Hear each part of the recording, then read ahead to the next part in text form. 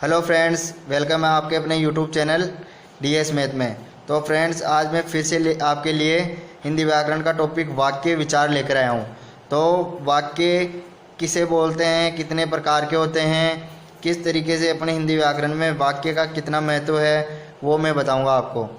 तो सबसे पहले वक्ता के अर्थ को पूर्ण रूप से स्पष्ट करने वाले शब्द समूह को वाक्य कहते हैं। वक्ता के अर्थ को पूर्ण रूप से स्पष्ट करने वाले शब्द समूह को वाक्य कहते हैं। जैसे विभा छत के ऊपर खड़ी है। अब जैसे मान लो इसका क्रम बदल दूँ मैं, छत विभा के ऊपर खड़ी, तो ये कोई समझ में नहीं आया। तो मतलब एक सार्थक समूह, मतलब एक शब्द के बाद में जो आना चाहिए वो पूरा व्याकरण का प्रयोग करके जो एक कंप्लीट, जो अपने पास में एक सेंटेंस बनता है, मतलब कंप्लीट जो लाइन होती है उसको अपन बोलते हैं वाक्य।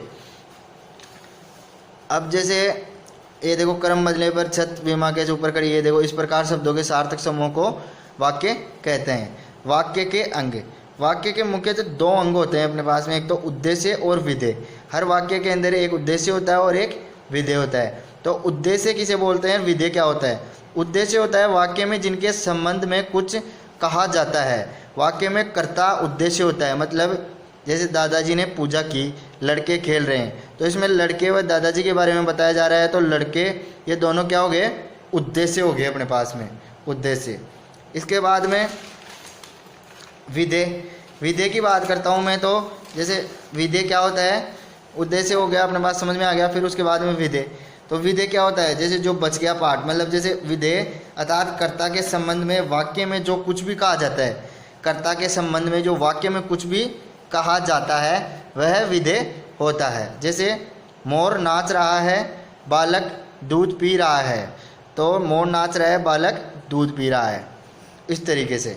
अब वाक्य भेद, वाक्य के कितने भेद होते हैं? तीन प्रकार के होते हैं वाक्य अपने, तीन, मतलब क्रिया के आधार पर, अर्थ के आधार पर और रचना के आधार पर। तो सबसे पहले मैं बात करता हूँ क्रिया के आधार पर। तो क्रिया के आधार पर अपने पास में तीन प्रकार के होते हैं। तो तीन प्रकार के क्रिया के आधार पर तीन प्रकार से होते हैं। एक कृत वाक्य, कर्तवाच्य, कर्मवाच्य, भाववाच्य। तो वाच्य मैंने पढ़ाया था, सिमिलरली अपने पास में वो ही अपने पास क्रिया के आधार पर। क्रिया का संबंध कर्ता से हो, जैसे सीता गाना गा रही है। कर्म, क्रिया का संबंध सीधा कर्म से हो, श्रेया द्वारा खेल खेला गया। फिर भाववाच्य, न तो कर्ता हो न क्रम हो, ओनली भाव का बोध हो रहा हो उसमें, जैसे शगुन से पढ़ा नहीं जाता, रोहन से स्कूल नहीं जाया जाता, इस तरीके से। इस तरीके से भाववाच्य, न कर्ता और न कर्म, ओनली भाव हो। जैसे सोनू से खाना नहीं खाया जाता। अर्थ के आधार पर 8 भेद होते हैं। वाक्य के अर्थ के आधार पर 8 भेद होते हैं। नाम से ही समझ में आ रहा है अपने, विधानवाचक, जब काम या बात का होना पाया जाता है, जैसे मैं खाता हूँ तो काम का होना। जैसे शगुन मेरी सहेली है, तो ये देखो बात का होना। निषेधवाचक, कि न बात न काम का होना, यानी कोई भी बात नहीं हो और काम नहीं हो, जैसे सड़क पर मत भागो, इस तरीके से निषेध, अपने किसी पे प्रतिबंध लगाते हैं उस तरीके से। प्रश्नवाचक, नाम से ही समझ में आ रहा है कि प्रश्न, जैसे आप कहाँ जा रहे हो, सोनू क्या कर रहा है, सोनू कहाँ जा रहे हो, सोनू क्या कर रहे हो, इस तरीके से। आज्ञावाचक, जैसे आयन इस कुर्सी पर बैठो, यानी किसी को अपन आज्ञा दे रहे हैं। जैसे सोनू ये डंबल उठा के इधर लाओ, सोनू ये ईंट उठाकर इधर लाओ, इस तरीके से किसी को अपन आज्ञा देते हैं। विस्मयादि बोधक, विस्मयादि बोधक अपने पास में चिन्ह होता है, ये देखो, ये ऐसे इस तरीके से डॉट लगाया हुआ, जिसमें किसी का संबोधन हो रहा हो, जैसे हर्ष, शोक, घृणा, गुस्सा, अपन जिस तरीके से करते हैं। जैसे अरे यह क्या हो गया, वह कितना सुंदर दृश्य है, तो इस तरीके से अपन विस्मयादि बोधक चिन्ह का यूज करते हैं। इसके बाद में मैं बात करता हूँ, तो आगे अपने पास में इच्छावाचक, ये देखो अपने पास में इच्छावाचक, तो नाम से समझ में आ रहा है इच्छा, किसी आशीर्वाद, इच्छा, कामना का बोध हो। जैसे ईश्वर सबका भला करे, जैसे ईश्वर सबका भला करे, तो इसमें जैसे इच्छावाचक। संदेश सूचक, जिसमें संदेश, मतलब संदेश, सीधा संदेश सूचक हो गया, संदेशवाचक। जैसे शायद वे कल आएंगे, कि अपन संदेश है, जैसे सोनू कल अपने घर से आएगा, इस तरीके से। संकेतार्थक, संकेत या शर्त हो। जैसे वर्षा न होती तो फसल सूख जाती, मतलब संकेत कर रहे हैं अपन।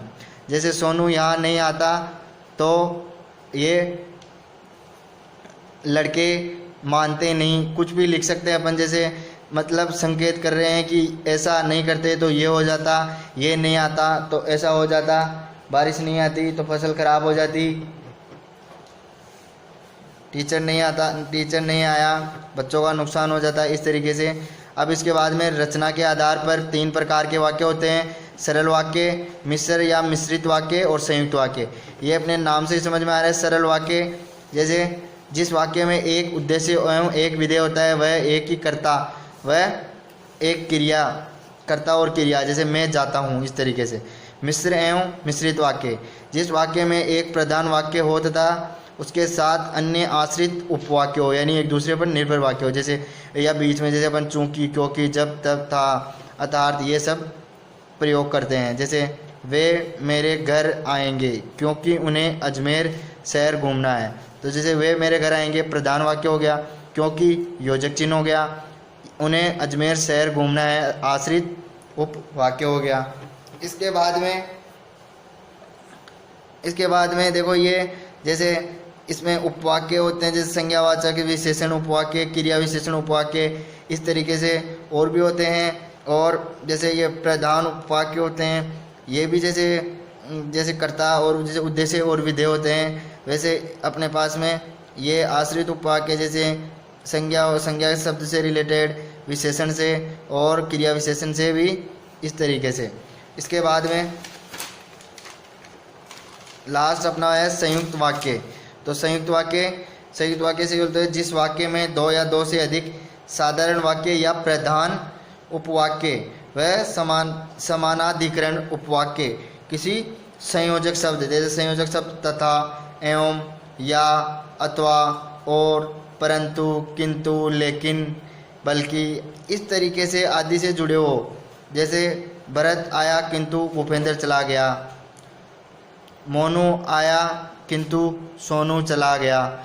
इस तरीके से अपन संयुक्त वाक्य का निर्माण कर सकते हैं। तो फ्रेंड्स, वीडियो पसंद आया तो अपने फ्रेंड्स में शेयर कर देना और लाइक ज़रूर करना, और चैनल पे नए हो तो सब्सक्राइब ज़रूर कर लेना।